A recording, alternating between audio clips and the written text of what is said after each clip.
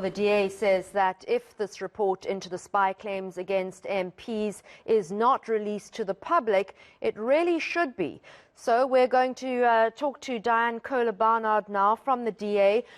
Dianne, do you think that we should treat this report with some caution? There is a lot of infighting in the State Security Agency at the moment, and possibly an element of, because this particular MP has Chinese roots, possibly xenophobia?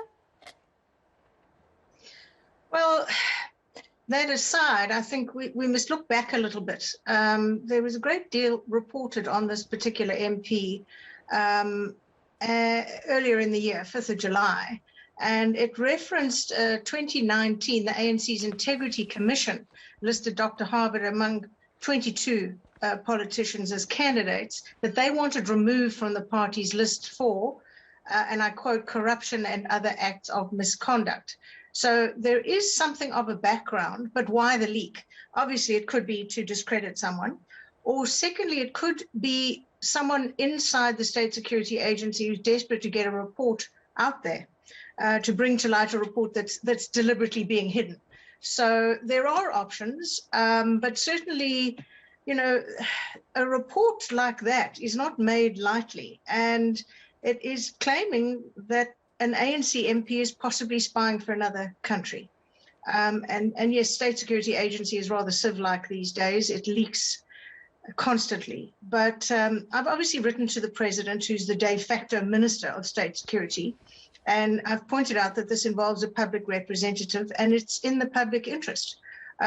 So now that it's out there, the outcome should be released, the report should be released, and it is following up on this 5th of July story. A great deal of investigation was done into this Dr. Havard, and it claimed that she had donated 2 to 4 million rands to the ANC.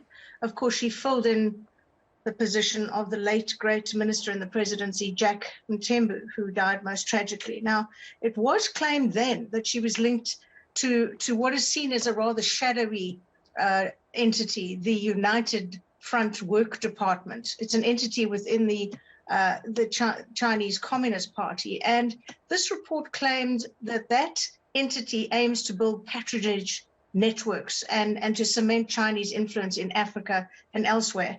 So when they say there's a high likelihood, I don't know. I have not seen the report. I obviously don't do investigations like this.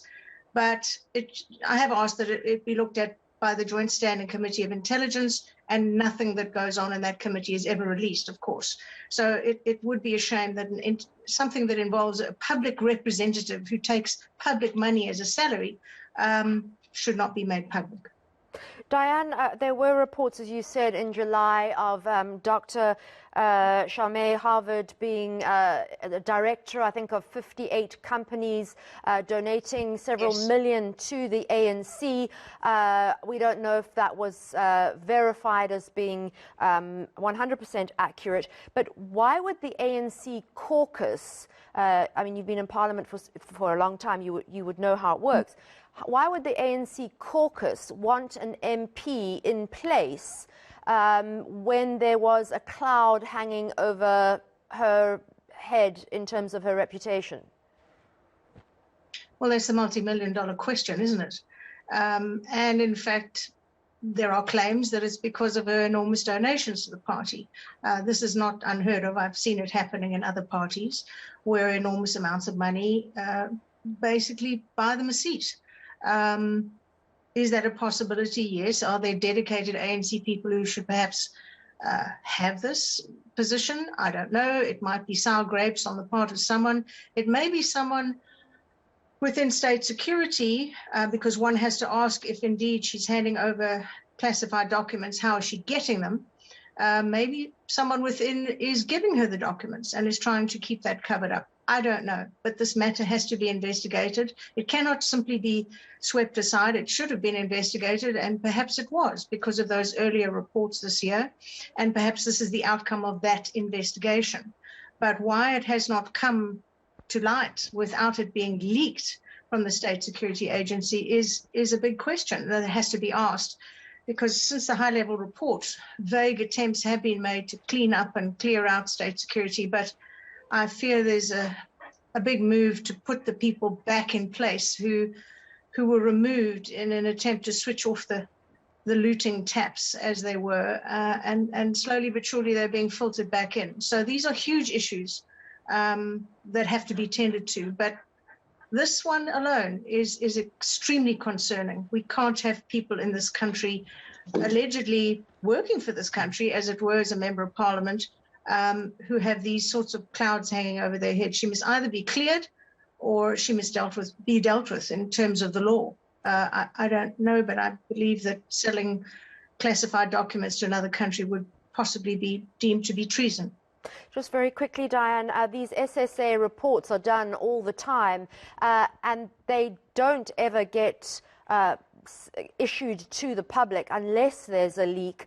What are you going to do, if anything, to try and get maybe sort of some public access to information application to try and get it out in the public? Well, I'm starting with writing to the president. And that's been done, and let's have his input initially. As you know, the JSCI, Joint Standing Committee on Intelligence, has just been put under the president. So there's no longer a minister. He's the de facto minister. And it's interesting that you've got a deputy minister now commenting on this issue, when in fact, frankly, it should be the president.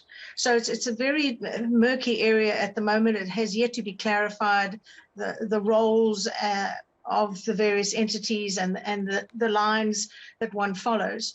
But this is an extraordinarily sensitive and potentially damaging story, and I think it has to be dealt with at the highest level. And no, these reports do not come anywhere near anyone who's not within the State Security Agency, and for it to be leaked, the motive behind the leaking has got to be established.